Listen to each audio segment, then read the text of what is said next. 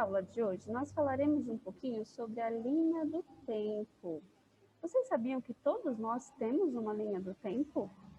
E o que seria uma linha do tempo? A linha do tempo, ela é uma representação visual de acontecimentos, coisas que acontecem na nossa vida, do passado para o presente. Mas a linha do tempo em história, ela vai marcar o quê? Ela vai marcar os fatos e os principais personagens da história. A linha do tempo vocês podem encontrar ela na vertical ou na horizontal, mas ela segue uma ordem cronológica, um tempo cronológico do passado para o futuro. Pensando na gente, qual seria a nossa linha do tempo? A partir de que fato se inicia uma linha do tempo de uma pessoa? A partir do seu nascimento. Então, a partir do seu nascimento, quais são os fatos importantes que aconteceram na sua vida e que vai marcar a sua linha do tempo? Por exemplo, um bebê, ele nasce, que é o primeiro fato importante da vida dele. Aí depois tem fatos que seguem. Quando ele começa a falar, quando ele começa a andar, são fatos importantes. E no decorrer da nossa vida vão acontecendo fatos importantes no nosso desenvolvimento, que vai do passado para o presente, nunca o contrário. Nunca se começa uma linha do tempo do presente para o passado, certo? Então, na nossa aula de hoje, vocês entendendo bem o que significa a linha do tempo, que ela serve para marcar fatos importantes e que isso acontece não só na nossa história pessoal, mas como na história de uma cidade, do país, do mundo, eu quero que vocês façam no caderno essa atividade que eu estou compartilhando aqui com vocês, que é uma linha do tempo que está na horizontal, marcando os principais fatos do período da história do Brasil. Então, aqui você vai estar vendo o que aconteceu de importante em cada um desses períodos.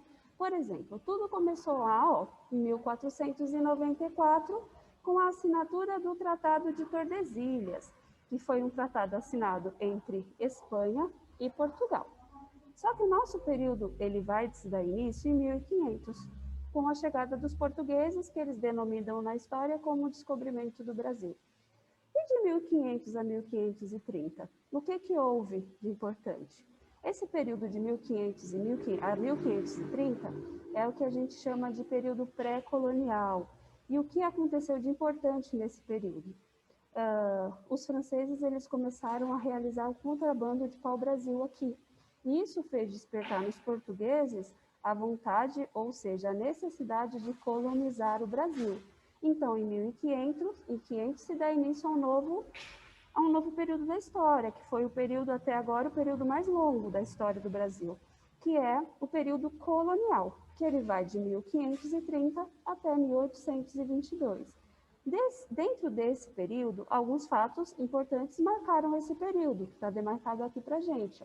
Em 1534, o início das capitanias hereditárias, em 1548, o início do governo geral, em 1694, a descoberta de ouro na região das Minas, em 1808, a chegada da família real no Rio de Janeiro. Foram fatos importantes que marcaram o período colonial. Depois do período colonial, em 1822, quando ele se encerra, inicia um novo período, com o fato histórico da independência do Brasil. E dentro desse período que vai de 1822 a 1889, que encerra com a proclamação da República, o que aconteceu de importante?